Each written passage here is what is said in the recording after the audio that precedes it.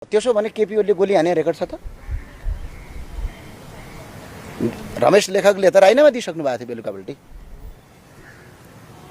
उहाँहरूले गोली हाले भने उहाँहरू पदमा बसेका कारणले गर्दा उहाँहरू पक्राउनु पर्ने, उहाँ जिम्मेवारी त लिनु पर्यो नि त। होइन, यही त हो। यो चाहिँ ओली पथमा जाँदैछन् कि जस्तो लाग्दैछ मलाई।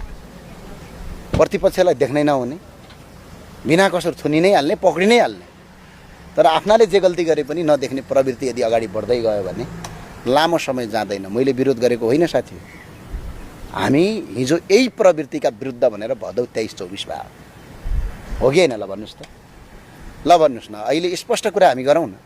जेनजी आन्दोलनमा गोली चलाए बापत, गोली उहाँले चलाएको होइन, तर उहाँहरू पदमा बसेको बापत केपी ओली र रमेश लेखक पक्राउ पर्नु पर्यो, पक्रिनुपर्छ भन्ने हामी मान्यता राख्छौँ। तर 30 अर्बको तपाईँको टेलिकम घोटाला हुँदा त्यतिखेरको मन्त्री चाहिँ किन पक्राउ परेन? त्यो त खै मान्छेलाई लगेर त जेल हालेछ नि त। सम्बन्धित ब्याङ्कको सिइओ होइन निर्देशकलाई सम्म एयरपोर्टबाटै पक्राउ गरियो नि त। अनि त्यतिखेरको कार्यकारी मन्त्री चाहिँ कसरी उन्मुक्त हुन सक्छ? यो प्रश्न हो या होइन? अब भन्नेला नि कसो भनेपछि उहाँहरू त्यसो भने केपी ओलीले गोली हाने रेकर्ड छ त। रमेश लेखकले त राजीनामा दिइसक्नु भएको थियो बेलुकापल्टि। उहाँहरूले गोली हाले भने उहाँहरू पदमा बसेका कारणले गर्दा उहाँहरू पक्राउनु पर्ने, उहाँ जिम्मेवारी त लिनु पर्यो नि त।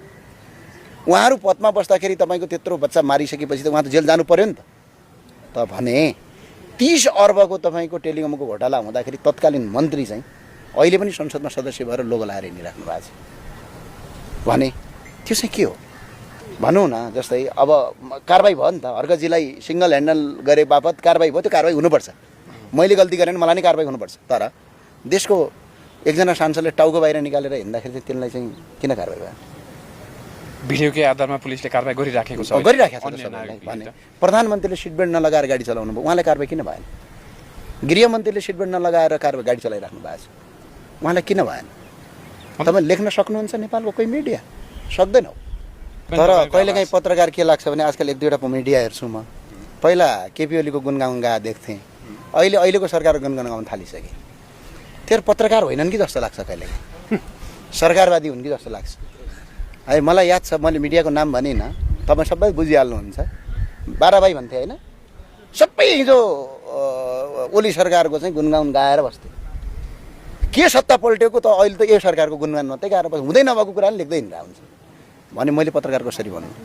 त्यो भए हुनाले पत्रकार भनेको कहिलेकाहीँ छ खोजी पत्रकारिता, र पत्रकारको यो विषय मलाई थाहा थियो। तपाईँले उठाउनु भयो, धन्यवाद छ। सरकारले चाहिँ